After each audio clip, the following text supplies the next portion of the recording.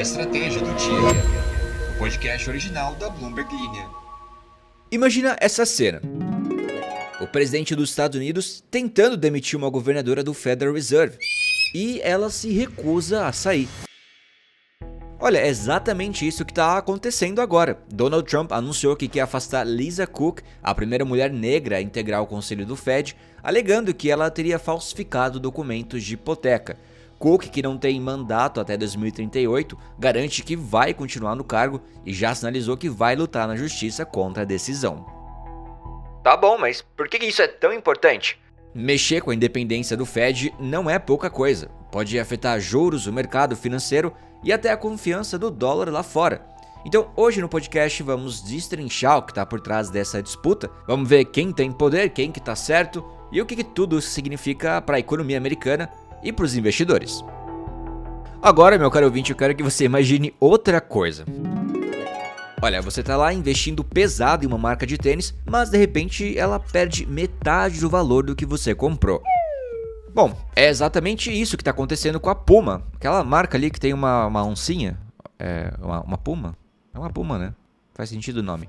A família bilionária Pinault, dona de quase 30% da empresa, decidiu começar a sondar possíveis compradores, desde gigantes chineses como Anta e Li Ning, até fundos lá do Oriente Médio. Enquanto isso, a Puma tenta se reinventar com um novo CEO e até trouxe um veterano da Adidas para o time, mas o entusiasmo dos consumidores não voltou. Nike e Adidas estão lá lançando tênis novos que todo mundo quer comprar. E a Puma, eu te pergunto, você tem algum tênis da Puma? O que você acha da marca? Então, hoje no podcast vamos falar sobre o que levou a Puma a esse momento, quem pode comprar a marca e como que o mercado de tênis virou uma verdadeira corrida. Incrível esse trocadilho, Alan, incrível, você recebe pra isso? Vamos falar sobre isso então também. Não deixa de comentar aqui o que você acha da marca, se você compra ainda tênis da Puma, pra gente ver o que os ouvintes estão sentindo sobre isso. E bora pro episódio agora. Vamos começar aqui falando sobre algo que você talvez tenha visto no último dia.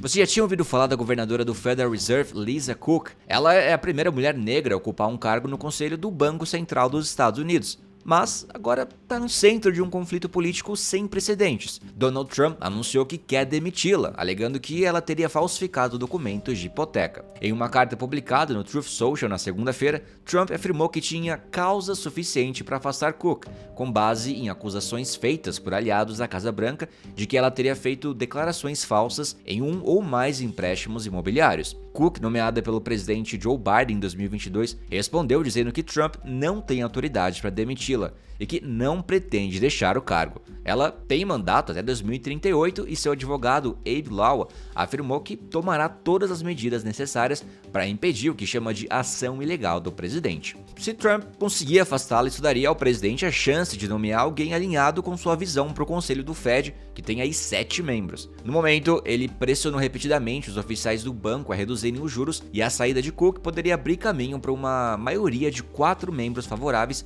e cortes de juros.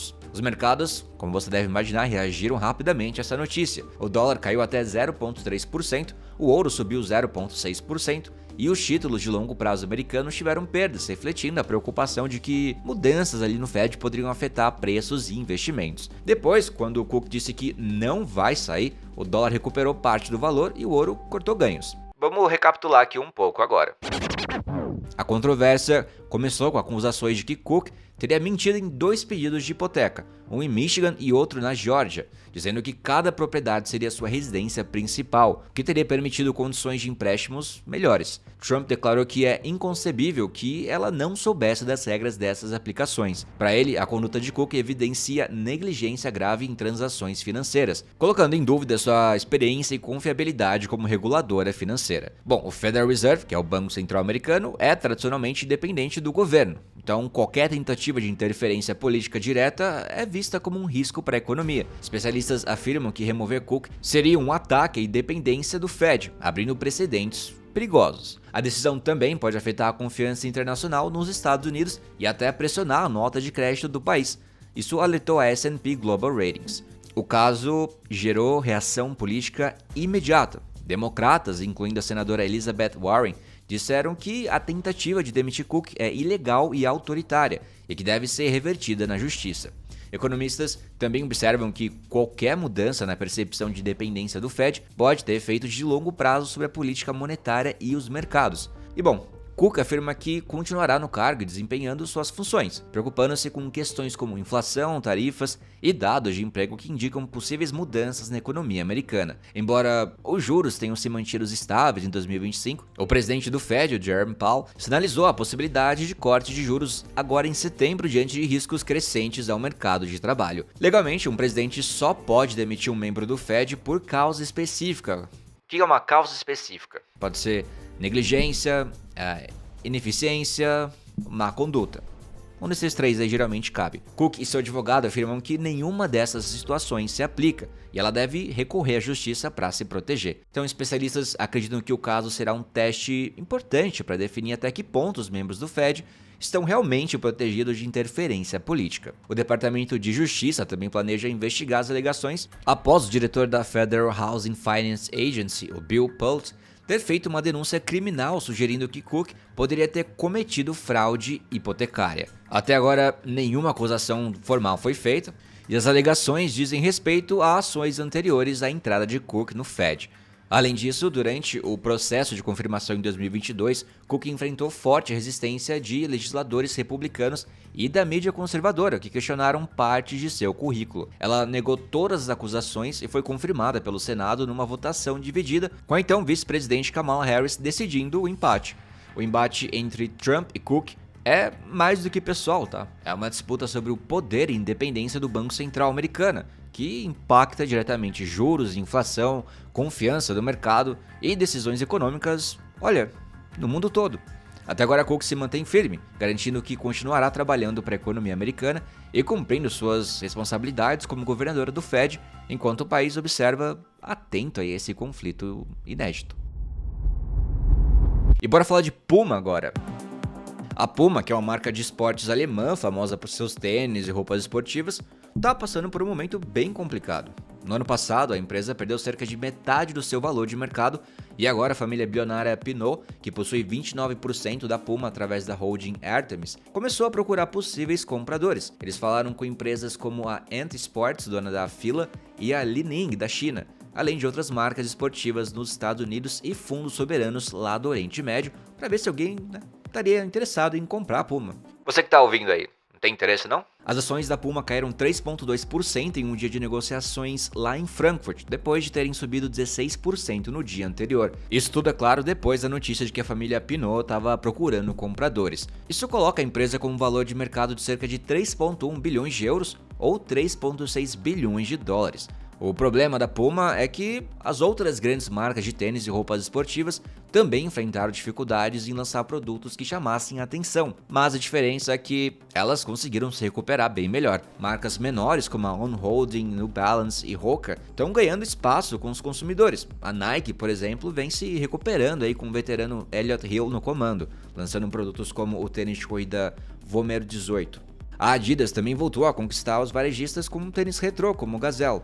A Puma, porém, não conseguiu aproveitar as dificuldades de suas rivais. Ela demorou para relançar modelos clássicos como os tênis retrô Palermo, que poderiam ter competido com os populares sambas da Adidas. A família Pinault provavelmente vai querer um valor considerável em qualquer venda, já que a Artemis também controla a Kering, que é outro grande grupo de luxo. Antes dessa semana, as ações da Puma haviam caído cerca de 50% nos últimos 12 meses, isso por causa da fraca demanda por seus produtos esportivos e também de ginástica, além de preocupações com tarifas impostas pelos Estados Unidos. As discussões sobre a venda ainda estão acontecendo, então não há garantia de que a transação vá acontecer.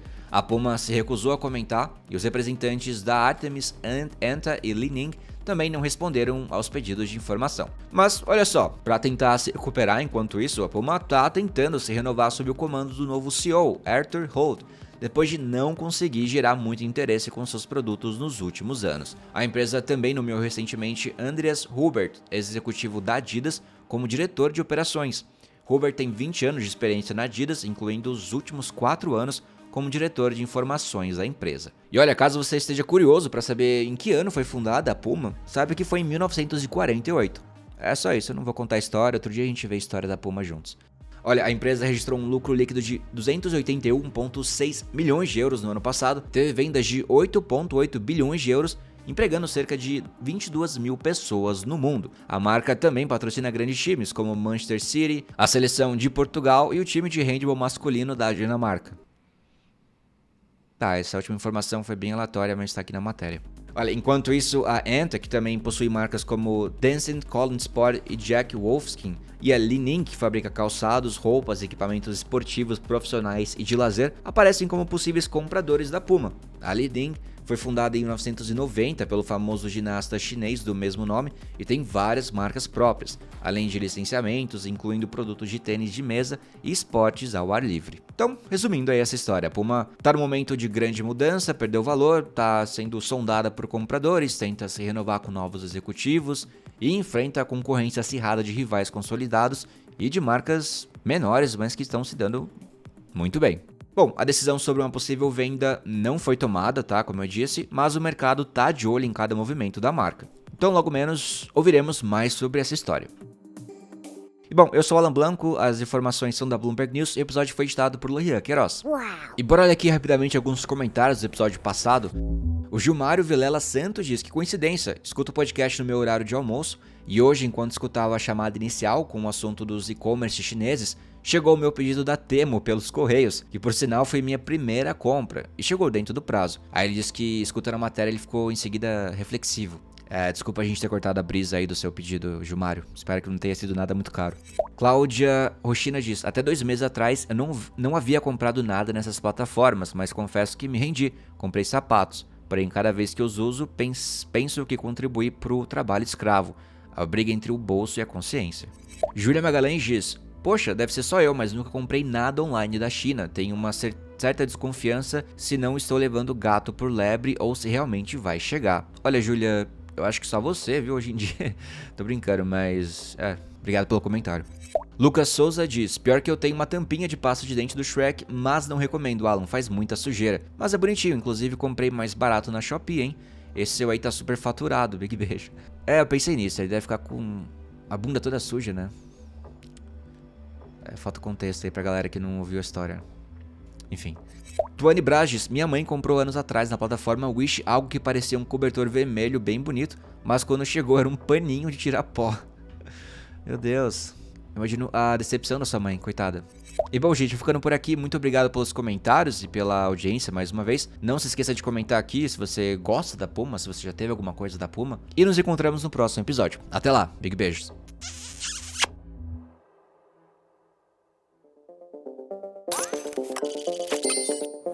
Achou que tinha acabado, né?